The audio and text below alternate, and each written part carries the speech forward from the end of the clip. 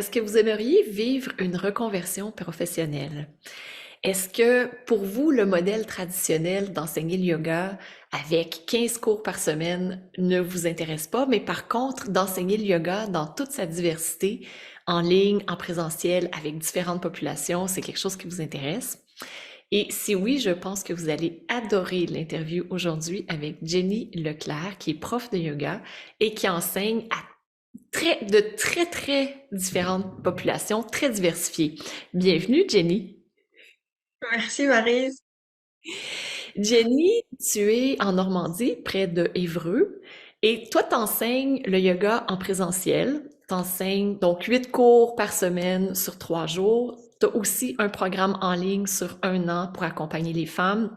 Donc, en présentiel, t'enseignes à diverses populations. En ligne, t'es surtout avec les femmes et aussi t'enseignes le yoga pour les autistes et aussi les personnes qui ont de l'autisme et qui ont de l'hyperactivité, donc surtout aux enfants. Oui, exactement. Puis t'es en train de coécrire un livre présentement. Et voilà, il y a aussi ce livre justement qui autour de l'autisme et de l'hyperactivité et du yoga évidemment, donc qui est en train de se coécrire. Puis il y a plein de projets qui sont là, donc effectivement c'est large, mais il y a un petit fil conducteur quand même. Puis avant ça, tu étais préparatrice en pharmacie à l'hôpital, dans un hôpital. Oui. Et il y a plein de choses qui se sont passées dans ta vie parce que là, on peut se dire, ah oui, mais ça a l'air tellement facile pour Jenny, là. Elle a une vie facile, ça va bien. Elle est chanceuse parce que elle a trouvé sa voie et elle la suit.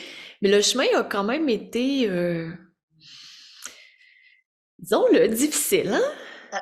Et tu sais, on peut dire chaotique même, hein, Oui, avant j'osais pas d'arriver là. dire Oui, c'est ça. chaotique parce En que fait, j'aimerais oui. ça que tu racontes ton histoire avec tes enfants parce que c'est un peu, je trouve, un point de départ à beaucoup de choses. Oui. Alors quand je dis que le chemin a été chaotique, aujourd'hui je suis capable de dire que j'ai eu la chance, mais j'ai fait 2 dépressions. Donc du coup, euh, moi ce que je voulais dans ma vie, pour revenir au métier de préparateur en pharmacie, là, j'avais un objectif. Ce métier-là me semblait bien. C'était en lien avec la santé. C'était ce que je voulais. Et mon objectif, c'était de créer ma vie de rêve avec ma vision de quand j'avais 14 ans. Puis ma vision de quand j'avais 14 ans, c'était être fonctionnaire, être propriétaire de mon appartement ou de ma maison, avoir mon mari, avoir 3 voire 4 enfants. Et il y avait des choses à ce moment-là dans ma vie qui étaient pas faciles et que je ne savais pas traiter à 14 ans, à 10, 12, 14 ans. Et je me suis dit, OK, c'est pas grave, je vais foncer. Mes objectifs, c'est ça, ce que je viens de dire. Et j'ai tout fait. Et j'ai fait mes études, je suis devenue fonctionnaire, j'ai devenu propriétaire de mon logement, j'étais mariée, premier enfant, deuxième enfant. Et là, deuxième enfant est arrivé, tout de suite, je me suis dit, il y aura pas 3, il y aura pas 4. Et en fait, après ce troisième enfant, c'était dépression. Donc, il a fallu que je comprenne. Et du coup, bah, tout ce que j'avais mis de côté dans les placards à l'adolescence et que je me suis dit, OK, ça, c'est pas la vie que je veux. Je vais dépasser tout ça, je vais atteindre mes objectifs. Une fois que ça a été atteint, bah, tout est sorti. Puis j'ai dû aller faire du travail sur moi. Je me suis fait accompagner et c'est comme ça qu'on m'a dit plusieurs fois que tu devrais faire du yoga. OK, bon, ça a été ma première dépression et quand j'ai commencé à sortir la tête de l'eau, je me suis mise au yoga. Mais malgré tout, mon travail, c'était pas aligné. Je me sentais que c'est ça. J'avais des aspirations de mon travail que mon travail ne m'apportait pas. Et je me suis dit, là, il y a quelque chose qui va pas. J'avais aussi je me suis rendu compte par la suite, une famille un petit peu différente puisque mes enfants euh, ont ce qu'on appelle des troubles du neurodéveloppement et donc il y a de l'autisme et de l'hyperactivité que j'ai découvert avec en devenant maman.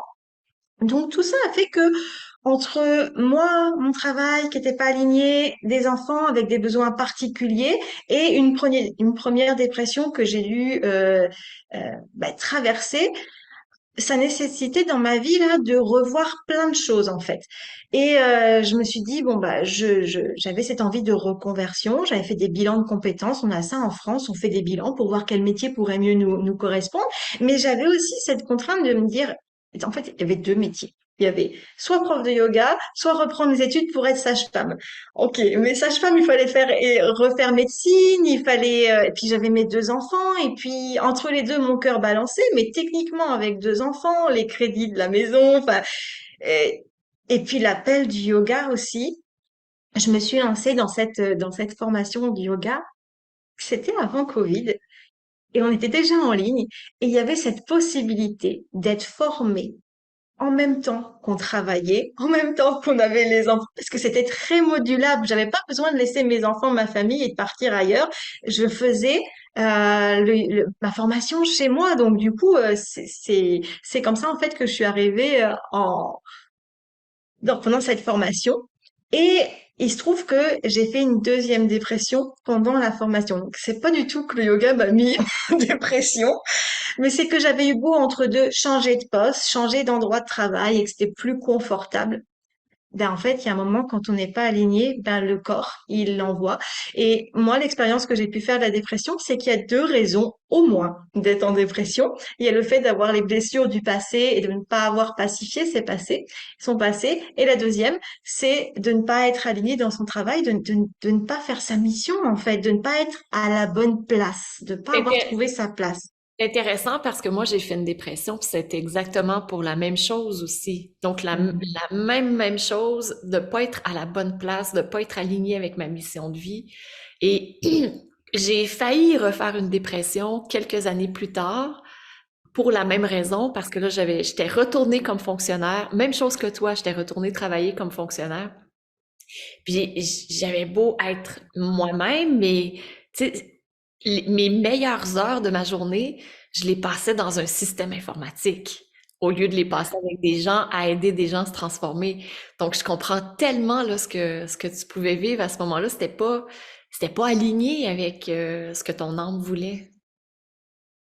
Oui, c'était pas aligné et en même temps, c'est vraiment aussi une super leçon parce que aujourd'hui, quand il y a quelque chose qui va pas et que mon mental pourrait me dire, oh, c'est pas très raisonnable, tu devrais aller faire ça parce que je me dis, attends, si j'écoute trop le mental et que j'écoute pas le cœur, je vais me retrouver en dépression.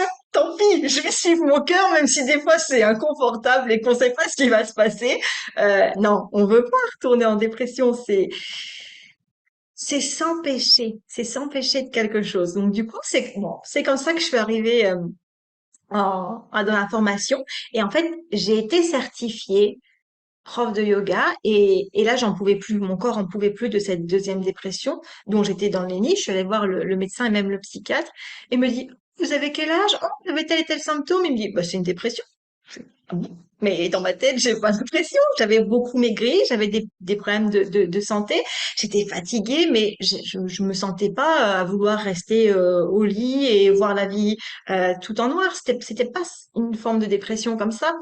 Et le fait de m'arrêter et de prendre cette décision, donc on était en juillet 2020, on venait de passer le premier confinement.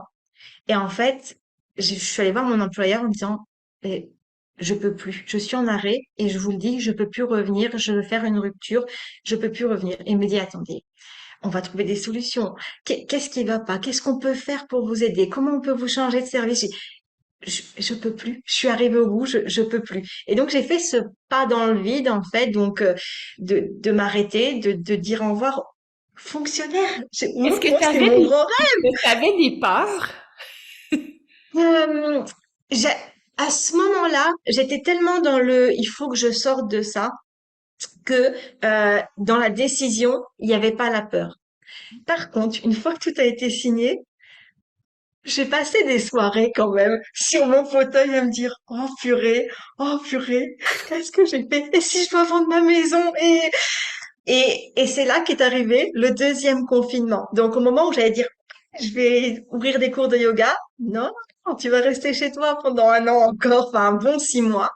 Et donc c'est comme ça que je me suis dit, je vais pas rien faire, je vais faire quelque chose et j'ai ouvert ma chaîne YouTube en ligne parce que moi je savais que je voulais faire des cours de yoga, bien sûr, mais je savais aussi que je voulais aller en ligne.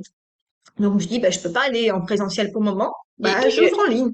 et le fait d'avoir suivi ta formation en ligne, ça te donne un modèle que tu peux suivre par la suite, puis c'est pas que t'as pas à tout recréer à partir de zéro. Donc moi, quand j'ai commencé en 2007, Il y avait personne en ligne. J'ai eu à tout réfléchir, penser, organiser, concevoir. Puis là, ben toi, tu avais déjà passé à travers un chemin qui était en ligne. Donc, c'est plus facile après ça pour pouvoir Oui, conceptualiser. on a, ouais, tu sais, il y a cette sortie de zone de confort, hein. C'est sûr que j'enlèverai jamais ma première vidéo que j'ai fait sur YouTube, mais je suis comme ça. Bonjour, je m'appelle Jenny Leclerc, je suis professeure de yoga. Et c'est génial parce que ça permet de voir entre les premières et C'est celles qui vont énorme, hein? arriver. Voilà.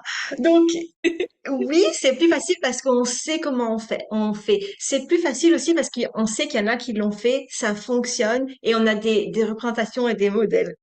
Mais faut le faire aussi, Oui, faut trouver oui. cet élan-là. Et oui, mais tout était déjà en place. Je savais comment on ouvrait une chaîne YouTube. Enfin, je savais techniquement, il y avait plein de choses. Et puis j'étais devenue à l'aise à la caméra aussi. Oui. Mais tu avais déjà, en plus de ça, ta chaîne YouTube. Est-ce que tu en avais ouvert Quand une pour la formation? En fait, du coup, j'avais dû en ouvrir une pendant la formation, qui est restée, celle-là, elle est fermée, voilà. Mais après, du coup, j'ai profité de cette expérience que j'avais appris à faire dans le cadre de cette formation pour venir le faire pour moi, pour développer mon activité. Mm. Ouais, chouette, c'est vraiment chouette. Et comment t'organises ton temps? Donc, parce que c'est une vraie question, là, entre un enfant qui a de l'hyperactivité, un autre enfant qui a de l'autisme, l'organisation de tes cours.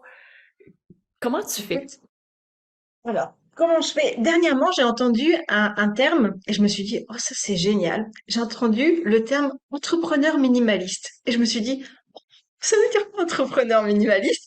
Et en fait, je suis pas minimaliste. Ma vie, elle est loin d'être minimaliste, mais je fais en sorte que dans tous les domaines de ma vie, comment je peux être au plus minimaliste? Comment je peux aller au plus simple? Comment est-ce que je peux gagner du temps dans chaque étape? Et, mais j'ai eu besoin de le travailler, ça. Mais en fait, ce que j'ai fait, et c'est vraiment cette année, là, depuis septembre, où j'ai vraiment réussi à dire, il y a 3 jours de ma semaine où c'est que mes séances de yoga. Donc, je pars le matin, je reviens le midi, je fais mes allers-retours. Je me suis organisée avec les enfants aussi. Je me suis dit, OK, mes enfants ont des besoins particuliers. Ils sont pas aussi autonomes que les autres. Comment est-ce que je peux aussi avoir des aides? Comment est-ce que je peux m'organiser pour que ce soit pas moi qui fasse le travail de taxi, le travail des choses avec mes enfants, j'ai délégué parce que du coup, je suis meilleure dans mon rôle d'entrepreneur et de prof de yoga que de transporter, de faire les transports en taxi ou de faire d'autres choses.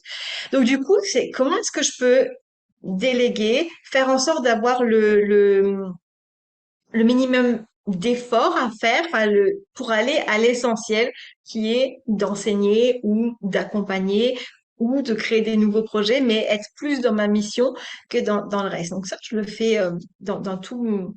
Je regarde un petit peu à chaque fois, puis c'est tous les jours qu'on trouve des choses. Oh là là, la facture, là, c'est encore trop là. Comment je peux gagner du temps sur ça? Donc, je crée beaucoup de procédures. J'ai des procédures je suis toute seule dans mon entreprise, mais j'ai des procédures pour moi-même pour plus avoir à me rappeler comment est-ce que je fais ça? Ok, c'est écrit là. Puis je me dis, le jour où je délègue, je n'ai plus qu'à donner la procédure, tu sais comment tu vas faire. Donc ça, c'est des choses que j'ai structurées dans mon entreprise. Euh, oui, et puis structurer, définir que c'est 3 jours par semaine, 3 jours par semaine mes cours de yoga, que c'est maintenant j'arrive à me mettre 2 jours de week-end quasiment toutes les semaines, mais au début c'était pas le cas, c'est aussi beaucoup de travail. Mais c'est ok, à quel moment je suis pour les enfants et je suis pour les enfants, à quel moment je suis pour la maison, à quel moment et structurer et définir et s'y tenir avec le minimalisme. Pas si ça répond à la question, mais Wow, c'est génial, génial. J'aimerais ça aussi que tu nous parles de ton programme en ligne. Donc, comment il s'appelle oui, alors. et c'est quoi Et ça- l'objectif? Alors, il s'appelle Voyage au cœur de soi, la magie de la vie.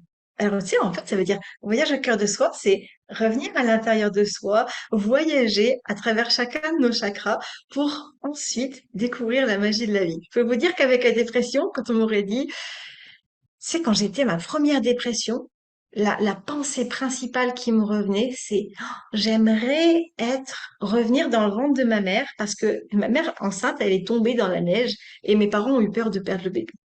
Et en fait, pendant ma première dépression, je me disais, oh, si seulement ma mère avait pu faire une fausse couche à ce moment-là, je serais pas née. C'était ça mes pensées de ma dépression. Et aujourd'hui, je dis, eh non, même si vous pensez que même si vous êtes en dépression, la vie, c'est magique, là. C'est vraiment des synchronicités. On peut créer sa vie qu'on veut. On peut se sentir épanoui. On peut se sentir bien, même si parfois c'est le chaos autour de nous. Même si parfois tout va pas comme on aimerait que ça aille. Mais comment on peut faire avec ce qui est autour de nous, mais se sentir bien, trouver sa place et s'y sentir bien. Et en fait, j'accompagne les femmes qui sont dans cette période de leur vie pour X raisons. Donc, des fois, c'est des personnes qui ont tout donné pour leurs enfants, les enfants partent. Et là, ils se disent, bah, je suis seule avec moi-même. Et en fait, je me dis, c'est quoi le but de ma vie? Elles se posent des questions sur leur existence ou des fois des personnes qui, ça va bien, mais elles aimeraient que ça aille encore mieux. Ou d'autres qui sentent que là, ça fait trop longtemps que ça descend et il faut faire quelque chose, il faut prendre soin de soi. Donc, il y a toujours un déclic qui vont faire que là, elles sont dans cette période de se dire, là, j'en peux plus de continuer comme ça. Qu'elles soient forcément des femmes en dépression, mais elles veulent créer une transformation, elles veulent changer quelque chose. Et on y va chakra par chakra. Puis, enfin, moi, ma meilleure récompense quand je me dis, waouh, j'ai pas créé ces 160 vidéos pour rien, je fais pas ces accompagnements pour rien, quand je vois que déjà au bout de 4, 5 semaines, donc deuxième atelier, elles reviennent et me disent, oh, mais tu nous as dit ça, mais ça marche vraiment? Oui, oui. Donc, bravo à toi de l'avoir mis en place parce que j'ai beau créer la vidéo, j'ai beau te le dire, si tu vas pas l'expérimenter dans ta vie, tu verras pas les résultats. Mais du coup, aujourd'hui, je peux à travers ce programme accompagner les femmes pour faire en sorte qu'elles se trouvent, qu'elles se sentent bien, qu'elles se sentent épanouies dans leur vie, qu'elles créent une vie qui leur ressemble, qu'elles trouvent du sens et qu'elles puissent avoir les outils pour surmonter les difficultés, qu'on surmonte tout. C'est pas parce qu'on est, on est, pas parce qu'on a la vie qu'on veut qu'on va pas avoir des émotions difficiles, qu'on va pas avoir des obstacles. Mais une fois qu'on est outillé, ben on est plus forte en fait pour pouvoir surmonter ça. Et moi, je les accompagne pendant un an parce que ce sont des grandes transformations. Et pourquoi un an, Marie? C'est parce que la formation professorale, elle durait 9 mois. Et moi, j'ai eu deux expériences de transformation en programme avec toi. J'ai eu le programme avec les chakras qui était à faire chez moi sur allez, 2 mois, je crois. Et c'était génial, en autonomie, génial. Et après, j'ai eu cette transformation profonde avec les ateliers. Je me suis dit, waouh, mais il en faut du temps aussi pour se transformer. Et donc, je me suis dit, moi là, les femmes, c'est un an. Je les garde avec moi pendant un an, je les emmène jusqu'au bout et je les soutiens. Et, et voilà. Et c'est une autre forme d'enseignement du yoga. Oui, il y a des postures, mais il y a des chakras, il y a de la philosophie, il y a de l'énergie, il y a du quotidien, il y a des défis du quotidien. Et, et c'est une autre façon d'enseigner. Wow. Mm. C'est vraiment beau de voir ta passion. Puis une autre chose aussi, moi, que je trouve hyper impressionnante, c'est ton engagement envers les enfants qui ont l'autisme et les enfants qui ont l'hyperactivité. Donc, tu es dans la co-création, on est en train de co-écrire un livre sur ce sujet-là. Est-ce que tu veux nous partager Oui. d'où c'est Ah, parti, oui. tout ça? Parce que je pense que Alors, t'es pas la d'où c'est seule parti? maman ou à avoir des enfants qui ont que ce soit différent pour eux. Et il y a des adultes aussi qui vivent ces situations-là, donc pour eux, qui ont jamais été diagnostiqués, puis que pour eux, Oui. il y a des choses qui sont difficiles. Fait que j'aimerais ça que tu nous en parles de ton livre qui s'en vient. Alors, comment c'est parti tout ça? C'est que une fois que j'ai commencé le yoga, donc moi j'ai suivi exclusivement en ligne les enseignements de Maryse. J'avoue que c'est un autre prof à côté, mais c'était beaucoup Maryse principalement. Et, et quand je me suis dit un jour je vais être prof de yoga, un jour je vais faire la formation et que j'y étais, je sais pas, il y avait, bah, je suis quelqu'un d'intuitif, puis tout le monde peut être intuitif, hein. Si on travaille, si on devient tous de plus en plus intuitifs. Et en fait, je téléchargeais comme une information. Enfin, je sais pas d'autres mots que télécharger. Des fois, je me levais, je me sentais comme, oh, lourde sur terre énergétiquement. Et puis, comme s'il y avait plus qu'une idée qui était là. Et tu vas écrire un livre, tu vas écrire un livre. Et je savais que j'allais faire quelque chose avec l'autisme et je savais aussi que j'allais écrire un livre. Alors pendant longtemps, je me suis dit, ok, bah, je pense qu'un jour, je vais écrire un livre. Et puis est arrivée une opportunité avec toi, Maryse, lors de notre stage à Paris dans la formation professorale. Puis j'ai comme, je sais pas si tu te souviens de ce moment-là, tu t'es tournée, tu étais en train de parler avec quelqu'un d'autre, de livres, et tu t'es tournée vers moi, tu dis, peut-être qu'on pourrait faire quelque chose. Et là, oui, je sais, c'était téléchargé depuis là. En fait, c'est ça, ça y est, c'est le moment maintenant. Et en fait, ce qui s'est passé, c'est que quand j'ai quitté mon emploi à la pharmacie, j'ai eu plus de temps libre et j'ai pu aménager mon emploi du temps. Et j'ai pu accéder à des formations qui sont faites en France pour aider les parents à accompagner leurs enfants qui ont des besoins particuliers. Et en fait, dans une de ces formations, qui parlait des sens, des particularités sensorielles, du fait que on peut avoir du mal à supporter les bruits ou au contraire d'avoir besoin de beaucoup de bruit, du mal à être en contact avec les gens ou au contraire avoir du besoin de contact avec les gens.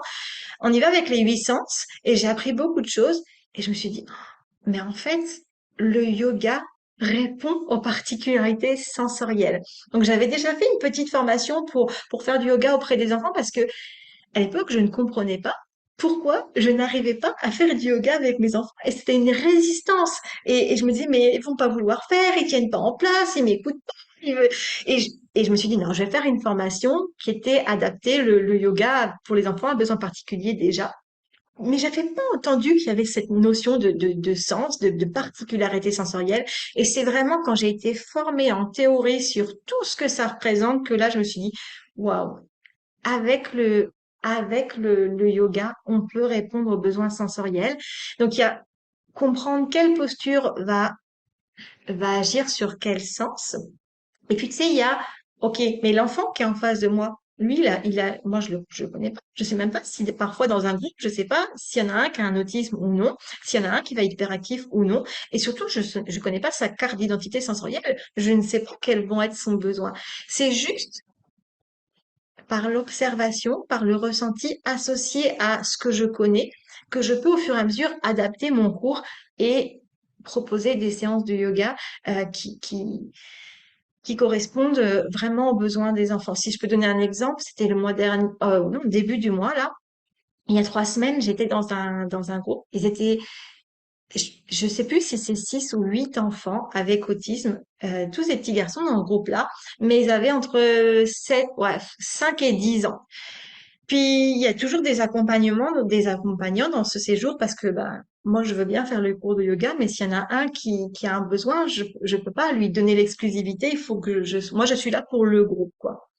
Et je ne sais jamais comment ça va se passer parce que je ne sais pas comment ils vont réagir. Et là j'y vais. Puis 1 heure. Ils ont tenu 1 heure à faire du yoga. Donc, c'est énorme pour des enfants, 1 heure. Et ils ont vraiment été embarqués.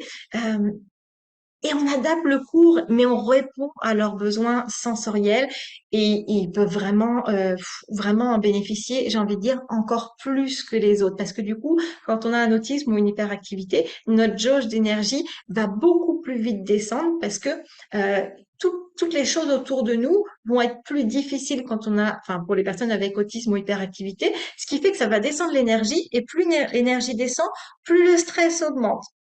Donc, ça fonctionne pour tout le monde, mais quand il y a un trouble du neurodéveloppement, c'est encore plus intense. Donc, du coup, le besoin de ressourcer est presque encore plus fort. Et quand le cours s'est terminé, les accompagnants m'ont même remercié en disant, mais merci parce que nous aussi, ça nous a fait notre pause. On a eu cette fois-ci un groupe qui a pu vraiment rester en place et j'ai pu comme canaliser en fait ce groupe-là. Fait que les accompagnants étaient là, ils étaient posés et eux aussi, ils ont eu leur moment de répit pendant ce temps-là. Et, euh, et on a même fait, Marie, je sais pas si tu connais, la posture de l'extincteur. Non, je sais pas c'est quoi. Tu sais, dans la tête d'un enfant autiste, moi j'arrive avec mes cartes, avec mes images, avec mon histoire, puis je dis on va se transformer en soleil, en éléphant. Tu sais, il me regarde là, je dis mais elle va pas bien dans sa tête. On peut pas enfin, dans la tête d'un enfant avec autisme, avec cette différence c'est du second degré ou c'est du premier degré? Je sais pas ce qu'elle me dit. Puis on voit leur tête, on va se transformer.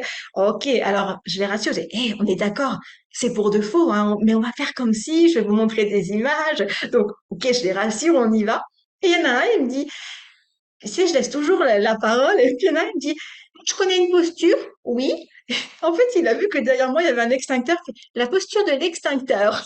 Mais en fait, dans sa tête, pourquoi est-ce que moi je lui dirais posture de l'éléphant ou posture du soleil et que ce serait plus valable que pourquoi pas un extincteur dans sa tête de bandit? C'est Et bon. ben c'était on a vraiment franchement ça ressemblait à un extincteur, le positionnement de notre Avec un corps. petit truc comme ça? Il m'a fait comme ça, et puis tu sais, il y avait la lance, donc on avait mis la lance de l'extincteur, était comme ça, avec le petit bec, et tous les enfants étaient dans cette posture de l'extincteur, et c'était vraiment une belle opportunité pour moi de valoriser ça, de valoriser la créativité, de valoriser, de dire que tu as le droit d'exprimer ton idée et c'est recevable. Et je t'écoute, c'est toi qui vas me guider et de redonner la confiance et enfin, toutes les belles choses qu'on peut faire avec le yoga chez les enfants. Et du coup, chez ces enfants-là, qui sont aussi, ben, mis, malheureusement, même s'ils sont inclus dans la société, il y a aussi des moqueries, il y a aussi du rejet, ils savent pas comment se faire ses amis, des amis.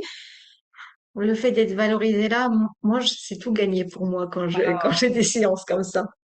Puis Mm. dans le livre, ben justement, il va y avoir des conseils, des postures, des accessoires à utiliser. Oui. Puis on passe à travers les 8 expériences sensorielles aussi, les 8 sens. C'est ça. En fait, il y a vraiment la théorie sur les 8 sens. Et puis, quand on lit, on peut aussi, même si on n'est pas autiste, même si on n'est pas en hyperactivité, même si on n'a pas un trouble du neurodéveloppement, on peut se dire, Ouais.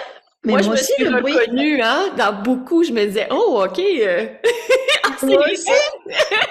mais oui. Et je me dis, je suis hyperactive, je suis autiste. Et en fait, et c'est ça, en fait, c'est qu'on s'en fiche de l'étiquette. Ce qu'on veut comprendre, c'est le besoin sensoriel. Il y a plein d'enfants qui ont des besoins sensoriels. Ça se peut que ce Et soit toute plein leur vie, ça se peut que d'adultes, ce soit des enfants et et des des adultes, adultes. mais oui, Oui, c'est oui, ça. oui. Et des adultes. Et donc, une fois qu'on a découvert cette théorie-là, puis tu sais, je pourrais en parler pendant des heures. Je refais encore une parenthèse. Ce matin-là, et ce que je vous dis là, ça vient d'arriver il y a quelques heures. Ma fille, avec autisme, son genou, elle a une fragilité au genou.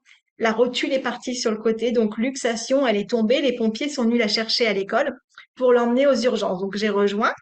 Et en fait, ils lui ont dit, bah, on va te mettre une attelle. Et elle a fait, oh ouais, pourquoi? Parce qu'une attelle, ça compresse le corps et elle Mm. en a besoin. Et elle avait son cartable tout lourd avec elle sur le brancard. Je dis, tu veux que je le prenne? Non. Et en fait, elle était en train de se faire rouler. Donc, il y avait le fait de rouler. Elle avait le cartable lourd sur elle et elle avait la jambe serrée dans l'attelle. Et en fait, je dis aux pompiers, non, mais là, pour elle, c'est le bonheur pour telle et telle chose. Et en fait, j'expliquais aux pompiers la particularité sensorielle de ma fille. Il me dit, mais je connaissais pas du tout. Je dis, bah non, parce que très peu de gens connaissent. On va connaître des enfants avec autisme que il faudrait pas trop les toucher, ils sont dans leur bulle, mais ça peut être aussi tout à fait le contraire et c'est pas connu. Donc Donc, voilà, le ça livre va mérite répondre d'être. à ce besoin et il s'adresse à Oui, des parents, à des éducateurs, à des profs de yoga et des gens, en fait, qui ont contact avec des enfants avec autisme et hyperactivité. Ouais, oui, ouais, chouette. ouais. Ah, merci, Donc Jenny. ça va être Merci génial. tellement. Ben, Le mot de la fin, qu'est-ce que tu nous dirais là pour qu'est-ce qui est dans ton cœur puis que tu as besoin de nous partager? euh, moi, je pense que on a tous notre place quelque part. Il y a un endroit où on va se sentir bien, où on va se sentir épanoui. Notre tête, elle est pas là pour nous. Elle est pas, c'est pas elle qui sait le mieux. C'est notre cœur. C'est notre cœur qui va nous dire. Puis comment on fait pour écouter la voix de notre cœur? C'est cet endroit où quand on se dit qu'on a une idée, ou qu'on se dit, oh, j'aimerais trop devenir prof de yoga, ou ce serait bien pour moi de faire une formation de prof de yoga, même si je veux pas enseigner, mais juste pour moi. Ok, si on a l'appel du cœur, pourquoi on le fait pas? Puis, moi, je passais par 2 dépressions et aujourd'hui, je fais attention de toujours suivre mon cœur parce que sinon, je sais que à un moment, je vais avoir le retour de bâton que si je fais pas ce que mon cœur il me dit là, ça va mal se passer pour moi. Donc, du coup, Si vous aussi, vous voulez vivre une vie alignée à vos valeurs, ben, écoutez-vous, revenez vers vous, puis suivez, même si votre voix du cœur, elle vous parle pas tout le temps, à partir du moment où vous avez une inspiration de dire, oh, j'aimerais trop, allez-y. Réfléchissez plus, allez-y, engagez-vous avant que votre tête dise, non, non, non, non, non, non, c'est pas possible, il y a telle ou telle Oui, raison. mais, oui, mais, oui, mais. Ah, Hmm. oui, ce serait ça. Suivre son cœur, c'est lui qui sait où vous devez aller, où est votre place pour vous sentir bien. Puis ça, c'est mon pourquoi. Faire en sorte que tout le monde trouve sa place et s'y sente bien. Puis moi, je peux aider. La formation peut aider. Mais c'est vous qui prenez les décisions. On ne peut pas prendre les décisions pour les gens. C'est le libre arbitre aussi. Chacun fait ce qu'il pense, mais c'est le cœur qui sait. Wow. Un grand, grand merci, Jenny, pour tes partages super inspirants. Et si vous voulez retrouver Jenny sur son site, si vous voulez faire des cours en présentiel avec elle, des séjours en présentiel, les informations sont dans la description en dessous. Vous pouvez connecter avec Jenny. Et il y a les informations aussi, le lien pour pouvoir vous inscrire à la formation de prof d'Iva Yoga si vous le voulez. Donc, tout est en dessous. Et une chose que j'aimerais beaucoup, dites-moi, c'est quoi votre pépite d'or? Qu'est-ce que vous retenez de votre entrevue, de cette entrevue avec Jenny? Qu'est-ce qui a fait un Ah! Partagez-le, puis ça devient encore plus réel dans ce temps-là. Un grand merci, Oui. Jenny, pour ton temps, Merci à toi, ton Maris, pour tout. inspiration.